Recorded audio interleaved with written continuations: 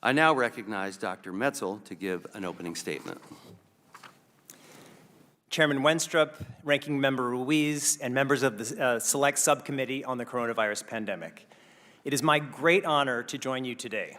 We are primarily here because the Chinese government has done everything in its power to prevent the type of investigation into the origins of the COVID-19 pandemic that is 3 years overdue and still urgently required.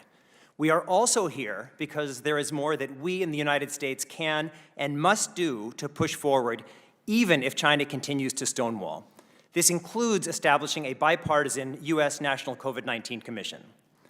I've waited more than 3 years for these hearings to be held. Getting to this point has required a great deal of effort by a small but tireless, self-motivated, and highly capable community of experts from around the world who have refused to be bullied into silence.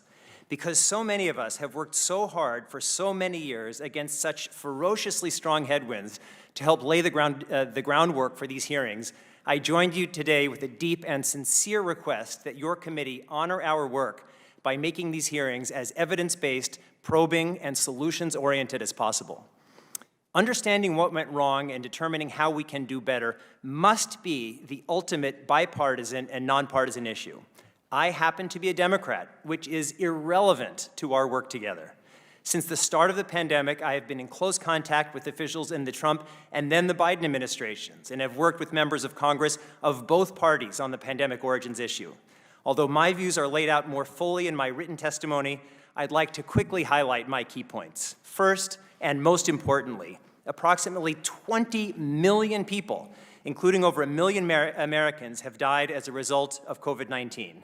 These are our parents, partners, children, relatives, colleagues, and friends. We owe every one of these victims and ourselves the fullest possible investigation into how this avoidable tragedy unfolded and our best efforts ensuring that a catastrophe like this never happens again. Second, while the question of pandemic origins remains open, there can be no doubt that a research-related origin remains a very serious possibility, if not a distinct probability. There is no smoking gun proving a laboratory origin hypothesis, but the growing body of circumstantial evidence suggests a gun that is, at very least, warm to the touch. Those feeling otherwise also deserve to have their perspectives and research carefully considered. We should all be open to evolving our views as new evidence emerges. Everyone working in good faith to follow the evidence, wherever it leads, is on the same side. Those working to prevent this type of investigation are not. Third, it is inconceivable that over 3 years after this deadly pandemic began, no comprehensive and unfettered investigation into pandemic origins has been carried out, nor is one currently planned. This injustice is an insult to every victim of this crisis and a clear threat to future generations. The primary reason there has been no comprehensive investigation into COVID-19 origins is the reprehensible actions of the Chinese government. Since the early days of the pandemic, China's government has destroyed samples, hidden records, imprisoned brave Chinese journalists, gagged Chinese scientists, actively spread misinformation, and done pretty much everything possible to prevent the kind of unfettered, evidence-based investigation that is so urgently required. Every person on Earth must demand accountability from China.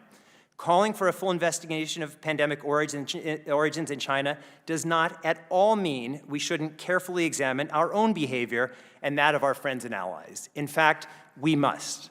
Fourth, although scientific collaboration, including with Chinese scientists, remains critical to building a safer future, we cannot purchase these relationships by our silence. We must at least match the courage of brave Chinese citizens like Zhang Zhan, who is rotting away in a Chinese prison for asking the same questions many foreigners seem somehow afraid to ask. There is no possible way to establish the principle of transparency and accountability tomorrow without fearlessly and unequivocally establishing that principle today. Fifth, even if China continues to stonewall, there are critical steps we can and must take in the United States and elsewhere to move this process forward. This includes establishing a bipartisan U.S. National COVID-19 Commission to examine the origins issue, as well as other failings and shortcomings on the national and international levels, and develop bold recommendations for next steps. Sixth, because the pandemic has taught us, at least I hope, that in our increasingly interconnected world, we are all only as safe as the most vulnerable among us. Making us more secure here in America requires we do everything possible to help build a safer world, including by helping upgrade the World Health Organization. Although some people have criticized the WHO for how it has dealt with the origins issue, it is my view, as outlined in my written testimony, that WHO Chief Dr. Tedros Adhanom Ghebreyesus has been, in many ways, an unsung hero of this process. Chairman Wenstrup, Ranking Member Ruiz, and members of the subcommittee, our world is entering a new era of globalization, where risks are increasing across the board, including the risk of pandemics far deadlier than COVID-19.